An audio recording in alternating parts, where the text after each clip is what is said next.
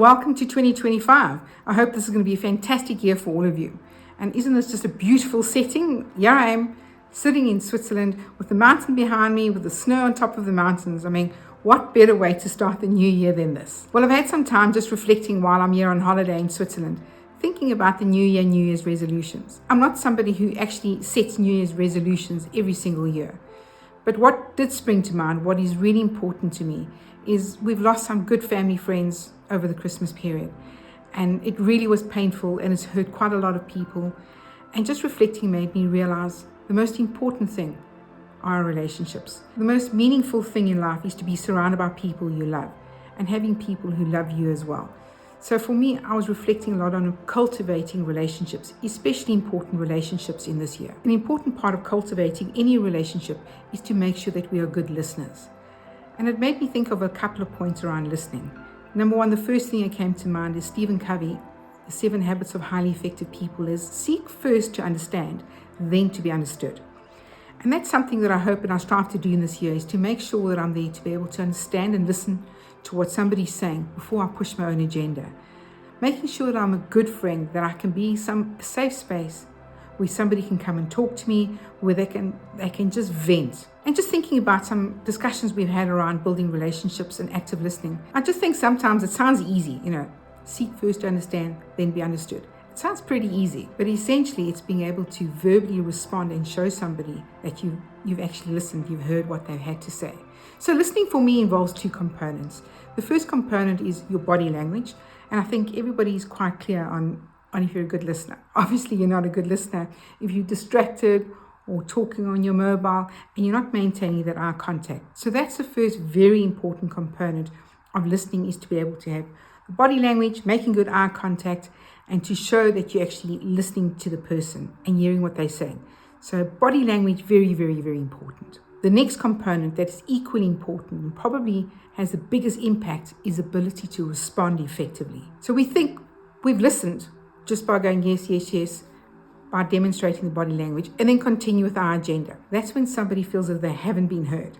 So what it really requires is for you to actually switch off that inner voice, that incessant chatter that keeps on going on, to truly understand what the person is saying and what they're feeling. That's the ability to listen and respond with empathy. So let's look at the word empathy.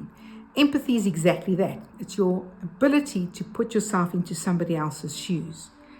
And it takes a skill. You have to cultivate it. We're so accustomed to listening to respond instead of listening to try and understand what the person is feeling. Let me just use an example where somebody feels actually deeply aggrieved.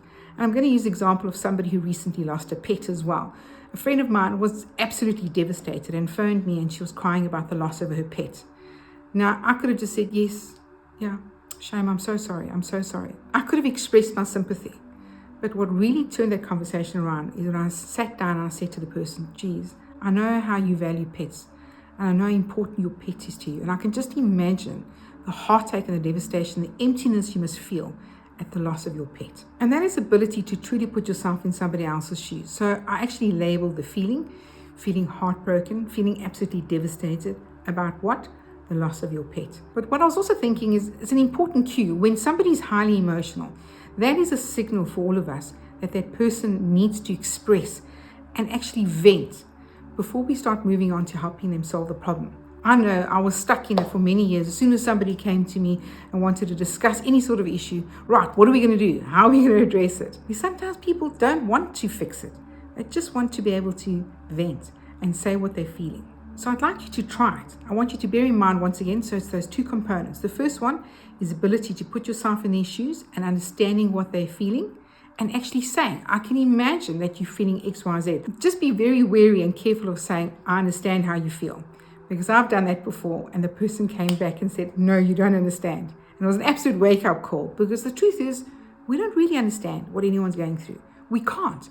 We don't know what they're going through. We haven't lived their life. We don't know what the experiences are. And who are we to invalidate how anyone feels? We've got no right to invalidate how anybody feels. But a real skill and a real art of building relationships is that ability to try and understand what the person is feeling and to express it, and also summarize a bit about what they're saying in the context and the words that they use.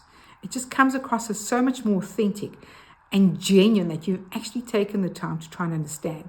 And it is something you can cultivate. It doesn't happen overnight. So active listening is something that you need to work on every single day. I'm going to challenge you to see if you're an active listener. Catch yourself when you're wanting to go into fix-it mode. Catch yourself when you're going into I understand, where you don't really understand. So in summary, it's those two important components. It's first of all, trying to understand how the person is feeling and saying what you can imagine they're feeling, and then summarizing a bit about what they've said. Well, coming back, this is a new year, so I hope you can cultivate those relationships, meaningful relationships, because at the end of the day, that's what we're here for. We all want to have a sense of belonging, a sense of being heard and understood and validated. Another important component of relationships is trust. But I've written a video, so please go ahead and refer to my videos over here around building trust. So I encourage you to go ahead and test it. Practice. Just like any kid gets a new toy. They push every button, they play on it, they do whatever they can do, and they practice until they become really good at using a new toy. So I challenge you. It's a skill. Go ahead and practice, and don't get scared the first time you fall. To go ahead and say, are you really a good listener? And I want you to really do some introspection and have a look at the relationships around you, and have a look if you have been able to cultivate that ability to empathize and to be able to summarize a bit about what they're saying. But I can assure you, if you build the skill of active listening, you'll see how you cultivate those relationships and you start getting a deep sense of connection. People start opening up to you once they know that you're there to understand what they're going through and what they're feeling. So I challenge you to try it, and I hope you have wonderful relationships this year. So if you don't want to miss any videos, don't forget to subscribe and hit the notification button so that you don't miss out any more of these kind of discussions.